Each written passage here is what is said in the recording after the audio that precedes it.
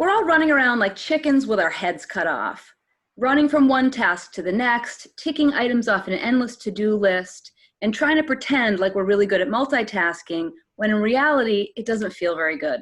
I'm Sarah Curry from Blaze Yoga and Pilates, and if I'm singing the song of your people, like this post and tag a friend who you think is in the same situation. I'm really excited to be here today with my friend and colleague, Audrey Holst. Audrey and I go way back in the field of hot yoga. We've been practicing together for years, training for championship, and attending workshops in continuing education. But Audrey has a side hustle as a certified professional coach, and her specialty is helping people to pursue their passion without feeling burnt out all the time. Audrey, welcome to the show. Thanks so much for having me. It's awesome to be here.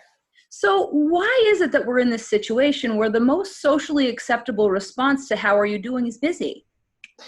Well, I think it actually comes in that question, right? It's like the socially acceptable response because it's socially acceptable.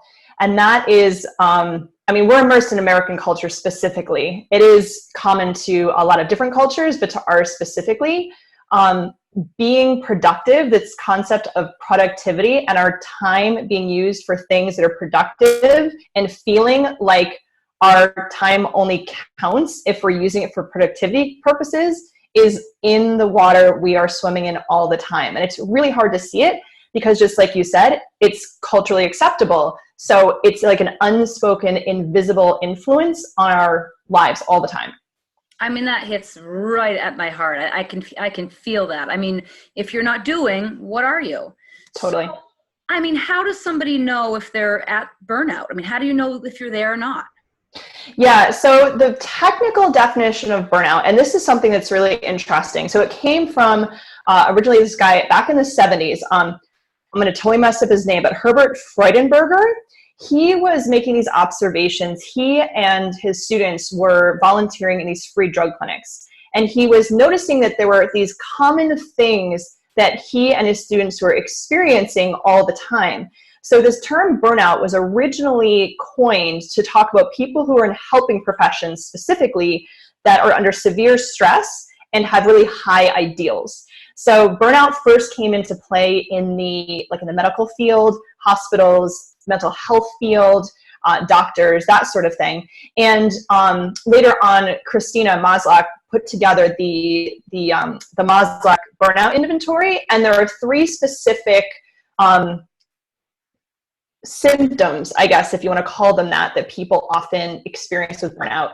The diagnosable burnout, it's actually now considered by the World Health Organization a diagnosable issue. So first thing being exhaustion, which I think is one of the things that people first start noticing about themselves is this exhaustion that is like hard to get out from under, like literally no amount of sleep touches it. Cynicism and depersonalization. So especially it becomes clear with people in helping professions that like they stop having that empathetic response for their patients. People start to pull away from coworkers and they just start to feel like separate from everybody else, right? They start to pull away. So there's this sort of feeling of like, I'm not part of this anymore. I just can't care about these people. And then this feeling that what you do, that your work doesn't matter. Like, especially for people who came into the work that they love for a reason, like they wanted to help, they wanted to change the world, right? There's a lot of us out there that have this sort of feeling. And we just start to feel like I'm done. Like I just can't care anymore. So those are the 3 main symptoms. But obviously burnout is way more nuanced than that, but that's like the initial starting end point of it. And obviously you work with people in all types of fields. Does it look different? Like, have you noticed in different groups of the population versus helping populations, does burnout look different in different demographics? Yeah, totally. So it looks different also in people who are self-employed versus people who are employees. And the burnout is different because the circumstances are different, or like how the stressors, what I should say, are different. So in people who are employed by by somebody else often are in this sort of forced friendship situation with coworkers and people that they sometimes don't feel like they can get support from. So they can sometimes feel like if the circumstances are not working for them, like their work situation is not working for them, they don't have anywhere to turn. And that can like really shut a person down. people who are self-employed often have better support systems, like coaches or peers that they can like relate to better, but they also make their own schedules. So they tend to overschedule themselves or have like really poor work boundaries around when they're working or when they're not. Some people get burned out because of the sheer volume of work they're doing.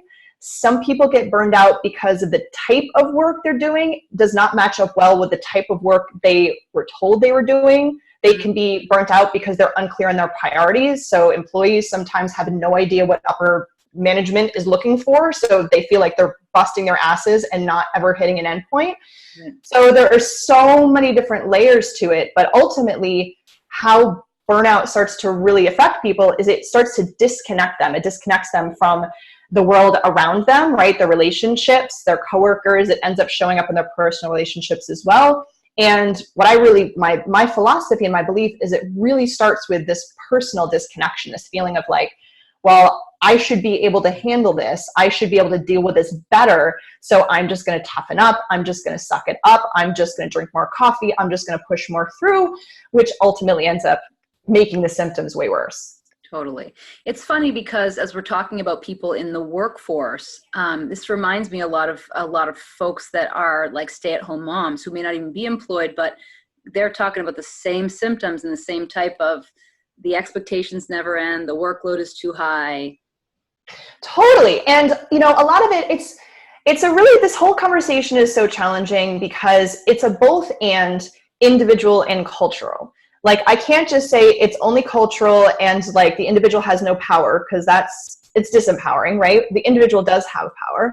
And it's not just an individual issue that society has no contribution to, right? It's a both and they both tend to feed off of each other, especially when, you know, like if you look at trends in culture, if you look at trends in say hashtags, you know, like the productivity hashtag, I can guarantee you is way bigger. There's way more people who are using a productivity hashtag, right? Life hacks. How can I get more productive? How can I get more done in a short amount of time? Right. That's a big value. So even when it comes to people who are not, you know, employed, people who are still putting effort into things in their lives and have the sort of internal pressure that comes from the external societal pressure, we all sort of end up fighting against ourselves and our own limitations. And like, that's the thing that people have to start getting their heads around, is that we have limited capacity. We're human beings, not robots. And we do have a stopping point. And if we don't find those stopping points, eventually our bodies will stop for us. Yeah. You know, I find in my own work, I love my job. I love what I do. I'm really interested in it. I always want to learn more. But I find that, you know, I'm always excited about the next project, but I still can experience those same feelings. I mean, what do you say to people who are passionate, excited about what they're doing?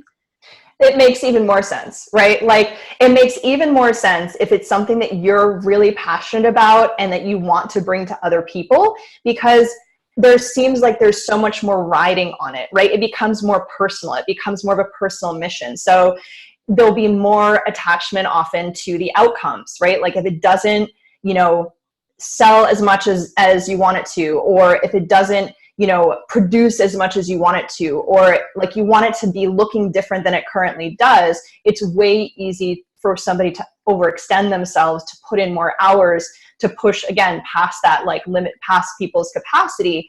And it's really easy, especially when you're really passionate about what you do, to like take things super personally, right? Like it can hit you at your core if something is not flying the way that you know it should, and like you really want to, and you know it's really valuable. So I think that especially for people that have a passion-driven business, it is more likely for them to get burned out. Yeah. And when you're feeling totally exhausted and disconnected and like there's nothing, you're, you know, treading against the tide, it's really easy to feel like there's nothing you can do, or that there's no end in sight. Are you telling me that there are things people can do that can really reverse this feeling? Totally. Absolutely. Yeah, absolutely. It's really exciting to know, because I mean, this is really a conversation we have over and over and over again. Even, you know, I'm in the fitness field, people that are, you know, doing workouts and love them, but are totally exhausted and feel like they should just push and do more and do harder to keep getting at their goals because they love what they're doing. I mean, I think it applies across all aspects of our lives. Yeah. Yeah. And, this is such an incredible topic too, for people that have movement practices, right? People that practice yoga, people that are practicing Pilates, people that have movement practices, like, this is a conversation that's important for them to hear too, because they're addressing one of the big pillars that I'll be talking about, which is movement, right? It's really, really important. And how you're moving, from what place you're moving from, like what your perspective is during your movement, is going to also make a huge difference on how your movement either fuels you or drains you. Ooh, that's a good one. That's heavy stuff. So Yeah. that's kind of a little bit of a lead-in that we're really excited to announce, that we're actually bringing Audrey to the studio on Saturday, October 19th from 12 to 1:30 p.m. for a special workshop called Banish Your Burnout, How to Live a Life You Love Without Burning Out. Can you tell us just sort of a little snapshot of what that's going to be like? Yeah.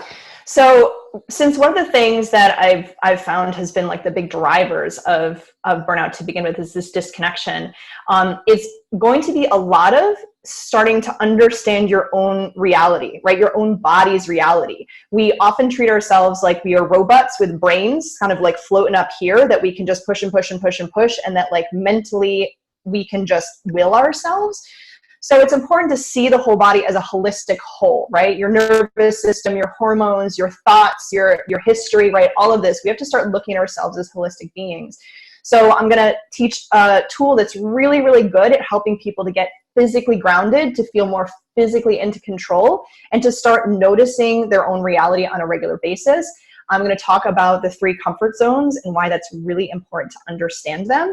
And I'm going to give people a really, really simple list that they can refer to when they start to feel like they're going down the exhaustion or the burnout train, and to pull them back and get them back to a place where they can fuel themselves, where they can nourish themselves, and then they can continue doing the work that they want to do in the world. That's pretty amazing to think that we can take back our own power when it comes to how we live our lives. Totally. Yeah. Yeah, absolutely. We're really excited to have you here. And we're also really excited to have this as part of our Commit to 90 program this year. Sort of as a last shout out to everyone who may be thinking or on the fence about coming, what would be your last sort of thought nugget?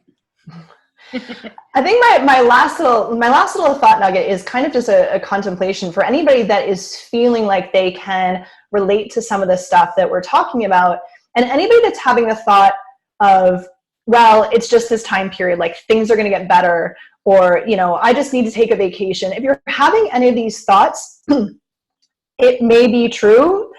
And if it's something that you keep saying over and over and over again and nothing is changing, like, just come, show up, and like just chew on a couple of things that I mentioned, because every time I teach this workshop, people leave with like their eyes like wide open and seeing the world around them in a completely different light, and it's made some huge changes in people's lives. So if you keep saying that whole like, it's going to get better, like it's just going to get better, it's just this time period, if you keep saying things like that, like if you find that's coming out of your mouth a lot, this is the perfect workshop.